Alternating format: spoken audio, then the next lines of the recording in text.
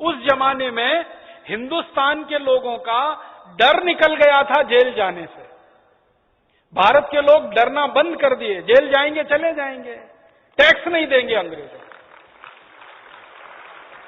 Jail जाना पड़ेगा जाएंगे, उनका सामान नहीं खरीदेंगे।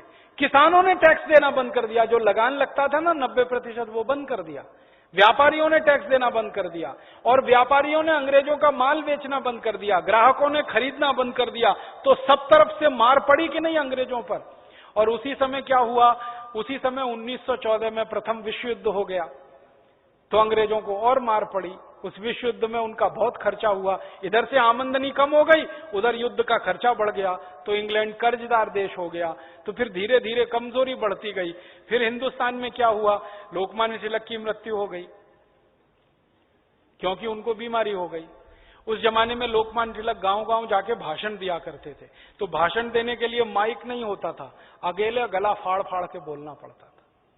आपको मालूम है बोलने में बहुत ऊर्जा खर्च होती है। पूरा गला खराब हो गया था लोकमान्य तिलक का, फेफड़े गल गए थे, टीबी हो गई उनको, और 1920 में उनकी मृत्यु हो गई। इसी तरह लाला लाजपत राय को अंग्रेजों ने देश निकाला दे दिया, भारत से भगा दिया। उनके ऊपर मुकदमेबाजी इतनी की कि उनको देश से निकल के जाना पड़ा।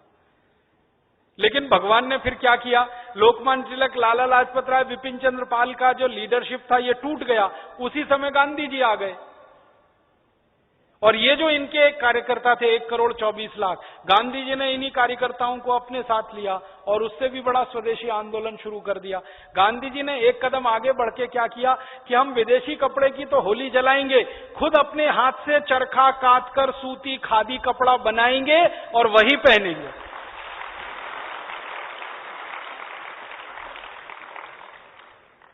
लाल बाल पाल के जमाने में स्वदेशी आंदोलन का उद्देश्य था विदेशी कपड़े की होली जलाना। गांधी जी के आने के बाद उद्देश्य हुआ विदेशी कपड़े की तो होली जलाना, अपना स्वदेशी कपड़ा खुद बनाना और खुद पहनना।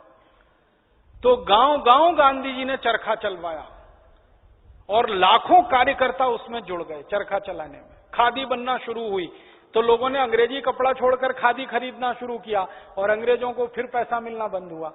पहले अंग्रेज क्या करते थे, सारा कच्चा माल यहां से कॉटन ले जाते थे लंदन, और फिर कपड़ा बनता था, फिर यहां आके बिकता था। जब खादी यहीं बनने लगी तो कॉटन लंदन जाना बंद हो गया, तो लंकाशायर और मैनचेस्टर की मिलें बंद हो गई। गांधी जी के आने के बाद ऐसा जबरदस्त पूरे देश में आंदोलन चला कि इंग्लैंड की कपड़ा मिलें बंद हो गई, क्योंकि उनको कॉटन मिलना बंद हो गया, क्योंकि उस कॉटन से यहीं खादी बनने लगी।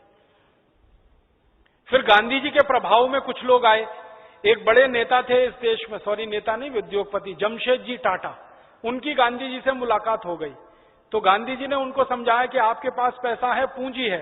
एक जमाने में भारत लोहा बनाता था, सारी दुनिया को बेचता था, 3000 साल हम एक्सपोर्ट करते थे। आप फिर लोहा बनाना शुरू करिए, क्योंकि उस समय लोहे का कच्चा माल लंदन जाता था, लोहा बन के आता था। तो गांधी जी ने कहा लोहा नहीं, यहीं बनना चाहिए। तो जमशेदजी टाटा ने 1911 में कारखाना खड़ा कर दिया फिर से इस देश में लोहा बनाने का।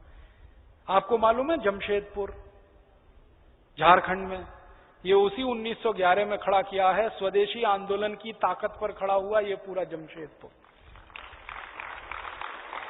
बंगाल के एक बड़े व्यक्ति हुआ करते थे जो वैज्ञानिक थे और उद्योगपति थे, उनका नाम था वीसी राय, विधान चंद्र राय। वो गांधी जी से प्रभावित हुए और उन्होंने एक बहुत बड़ी कंपनी खड़ी कर दी जिसका नाम है बंगाल केमिकल्स। उस जमाने में केमिकल की सारी चीजें इंग्लैंड से आती थी। उन्होंने कहा इंग्लैंड से क्यों खरीदेंगे, हम खुद बनाएंगे। तो बंगाल केमिकल्स नाम की बहुत बड़ी स्वदेशी कंपनी खड़ी हुई, टाटा स्टील नाम की बड़ी स्वदेशी कंपनी खड़ी हुई। ऐसे धीरे धीरे सैकड़ों भारत की स्वदेशी कंपनियां खड़ी होती गईं। अंग्रेजों का माल बिकना धीरे धीरे बंद होता गया। बाद में कहानी आई 1930 में नमक सत्याग्रह हुआ, उसमें अंग्रेजों की और ज्यादा कमर टूटी। फिर 1942 में भारत छोड़ो हो गया, उसमें तो अंग्रेज पूरी तरह से खत्म हो गए, क्योंकि 1942 में दूसरा विश्व युद्ध चल रहा था, उसमें अंग्रेजों की बुरी तरह से मार कर रहा था हिटलर। तो हिटलर ने इतना पीटा अंग्रेजों को कि इनके सारे पैर उखड़ गए। फिर 1942 में अंग्रेजों ने तय कर लिया कि हम भारत छोड़कर चले जाएंगे, अब यहां हम रह नहीं पाएंगे, क्योंकि जब उनका माल नहीं बिकेगा तो यहां रह के करेंगे क्या। तो ये स्वदेशी आंदोलन की ताकत ने 1942 में अंग्रेजों को मजबूर कर दिया और 1947 में अंग्रेज 15 अगस्त को भारत छोड़कर भाग गए। ये कहानी स्वदेशी आंदोलन की। तो इस कहानी को इतने विस्तार से मैंने क्यों सुनाया, ताकि आप इस कहानी को दूसरों को सुना सकें। हम जब लोगों से कहेंगे ना स्वदेशी की बात करेंगे, स्वदेशी का आग्रह करेंगे, तो लोग पूछेंगे भाई क्यों?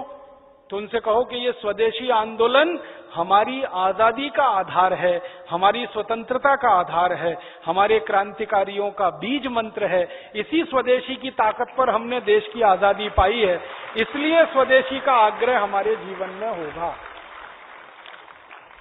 अब ये तो हो गई कहानी आजादी के पहले की। अब थोड़ी बाद की कहानी बता। आजादी आ गई, देश में हमारी सरकार बन गई, पंडित जवाहरलाल नेहरू देश के प्रधानमंत्री बन गए। जब वो प्रधानमंत्री बने तो कैबिनेट की बैठक हुई, उसमें ये बात आई कि भाई देश का विकास करना है तो क्या करें। देश का विकास करना है ना, अपने रास्ते पे अपने तरीके से चलाना है, स्वदेशी बनाना, स्वावलंबी बनाना है तो क्या करें। तो देश में उद्योग धंधे होने चाहिए कि नहीं? बेकारी कम हो, गरीबी कम हो तो उद्योग धंधे हो, अपना माल हम खुद बनाएं, दूसरों के सामने हाथ ना फैलाएं, पूरा उत्पादन होना चाहिए। तो उद्योग धंधों के लिए पैसे चाहिए। खजाना देखा तो खाली था, पैसे थे ही नहीं। क्यों? अंग्रेजों ने लूट लिया सारा।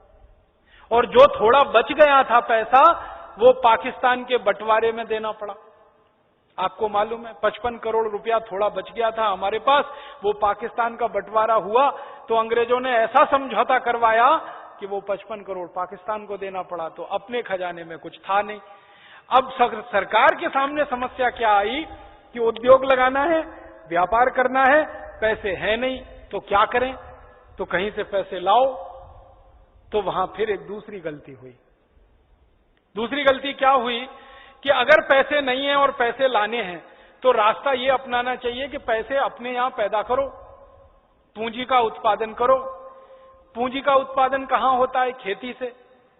आप जानते हैं पूंजी जो है ना, कैपिटल, वो खेत में से पैदा होती है, कारखाने में से नहीं।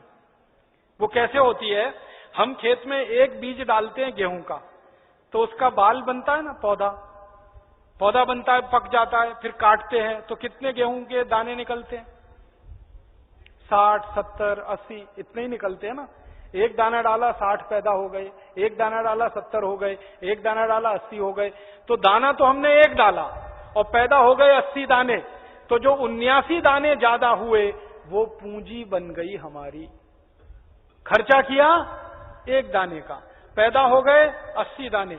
कई कई जगह तो भारत में गेहूं के ऐसे बीज हैं जहां एक बीज डालो तो 125 गेहूं के दाने निकलते हैं बाल में। एक मैंने देखा मध्य प्रदेश में, एक बीज डालो तो 150 दाने निकलते हैं, एक बाल में 3 बाल निकलती है। तो पूंजी पैदा होती है धरती में से। धरती माता है जो खेती में इतना उत्पादन देती है, उसमें से पूंजी पैदा होती है। तो क्या करना चाहिए था उस समय जब भारत सरकार के सामने ये समस्या आई कि कारखाने लगाने, उद्योग करना, व्यापार करना, पैसे की जरूरत है, तो खेतों की तरफ ध्यान देना चाहिए था, किसानों को सुविधाएं देनी चाहिए थी, किसानों को बढ़ावा देना चाहिए था। किसान पूंजी पैदा करके देते और उस पूंजी से हम देश का विकास करते। लेकिन हमारे नेताओं ने गलती कर दी। गलती क्या कर दी? किसानों की तरफ ध्यान नहीं दिया, खेतों की तरफ ध्यान नहीं दिया, पूंजी के लिए विदेशों से कर्ज मांगना शुरू कर दिया। जिस हिंदुस्तान ने अपने इतिहास में कभी किसी देश से कर्ज नहीं लिया था, उस हिंदुस्तान ने आजादी के बाद 1952 में पहली बार दुनिया से कर्ज मांगा।